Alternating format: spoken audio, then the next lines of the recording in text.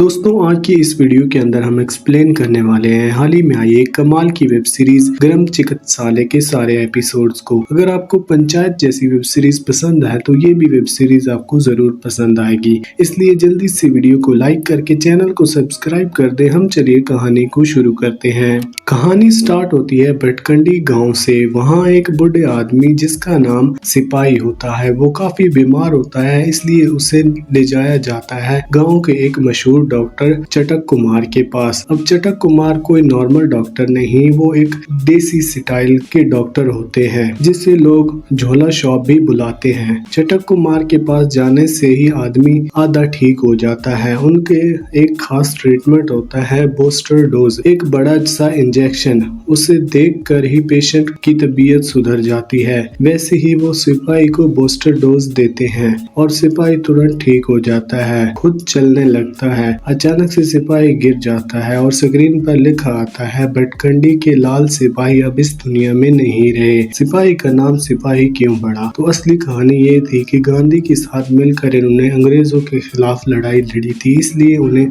सिपाही कहकर बुलाया जाता था। वो डॉक्टर चटक कुमार का फेवरेट पेशेंट था। उसका अंतिम संस्कार में पूरा गाँव आया। वहीं पर हम मिलते हैं गोविंद और फुटानी से, जो प्राइमरी हेल्थ सेंटर में काम करते हैं। गोविंद बर्ड बॉय है और फुटानी कंपाउंडर है। उसी दिन गांव में एक मेडिकल ऑफिसर आने वाला होता है, उसका नाम होता है प्रभात सिन्हा। वो फुटानी को फोन करके गांव का रास्ता पूछता है क्योंकि वो गांव पहुंच चुके होते हैं, लेकिन फुटानी लोग तो अंतिम संस्कार में बिजी होते हैं। फिर फुटानी मेडिकल ऑफिसर से मिलने पीएचसी पहुंचता है। उसे पता होता है कि अगर प्रभात ने पीएचसी देख लिया तो वो तुरंत भाग जाएगा, क्योंकि अब तक कोई भी वहाँ टिक नहीं पाया। और वैसा ही होता है, जब प्रभात पीएचसी देखता है तो हैरान रह जाता है।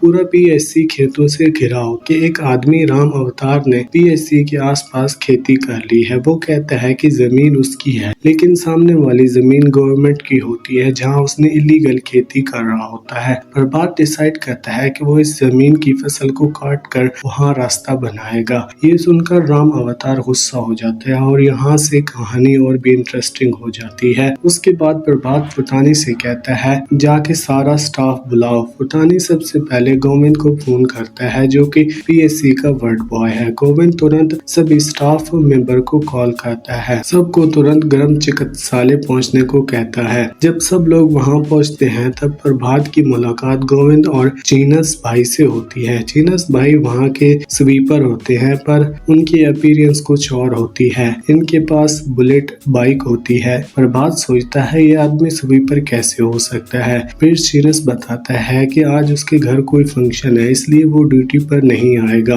और वहां से चला जाता है। थोड़ी देर बाद इंदू देवी आती है, जो गांव की एक नर्स है। वो अपने बेटे सुधीर के साथ आई होती है। इंदू को बहुत अच्छा लगता है कि इतने टाइम के बाद गांव में कोई मेडिकल ऑफिसर आया है। इंदू अपने काम में बहुत ईमानदारी से करती है और गाँव के वैक्सीनेशन का काम भी वही संभालती है। जब प्रभात हॉस्पिटल के अंदर जाता है तो उसे देखकर हैरान रह जाता है। चिकित्सालय हॉस्पिटल कम और खंडर ज्यादा लग रहा था। सारे मेडिकल टूल्स पुराने और जंग लगे हुए होते हैं। प्रभात हिम्मत नहीं छोड़ता। वो गोविंद और फुटानी से कहता है यहाँ आने के लिए रास्ता बनाया जाए और राम अवतार ने जो जमीन घेर रखी है वो इलीगल है, इसलिए फसल काट कर रास्ता बनाया जाए। तभी एक ऑटो ड्राइवर आता है और कहता है कि अगर आप लोग मुझे 500 रुपए देते हैं तो मैं अकेले ही इस सारी फसल को काट दूंगा, क्योंकि उसके पास एक चेनसॉ होता है। सब मान जाते हैं और ऑटो वाला अपना काम शुरू कर देता है। थोड़ी देर बाद रामचरण हाथ में हंसिया लेकर गुस्से में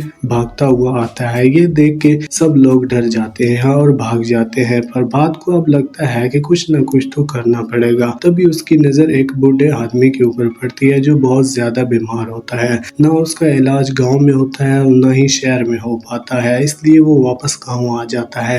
ये देखकर प्रभात को बहुत बुरा लगता है। वो तुरंत पुलिस स्टेशन जाता है और पुलिस को बताता है कि राम अवतार ने इलीगल जमीन पर फसल उगाई है और वो हमें रास्ता नहीं बनाने दे रहा है। लेकिन ऑफिसर कहता है कि भाई मुझे तो इन्हीं गांव वालों के दरमियान रहना है, मैं इनके खिलाफ कैसे जा सकता हूँ। तब प्रभात कहता है मैं तो यहाँ सिर्फ अपना काम कर रहा हूँ और मुझे उम्मीद है कि आप भी अपना काम अच्छे से करेंगे, नहीं तो मैं आपके खिलाफ कंप्लेंट कर सकता हूँ। ये सुनते ही पुलिस वाला सीरियस हो जाता है। राम अवतार के पास जाता है, जाकर उसे समझाता है। राम अवतार पुलिस को देखकर बिल्कुल ही शॉक हो जाता है, थोड़ा डर भी जाता है। अगली सुबह वह खुद ही अपनी फसल काट कर रास्ते का जुगाड़ कर देता है। यहीं पर एपिसोड 1 खत्म होता है।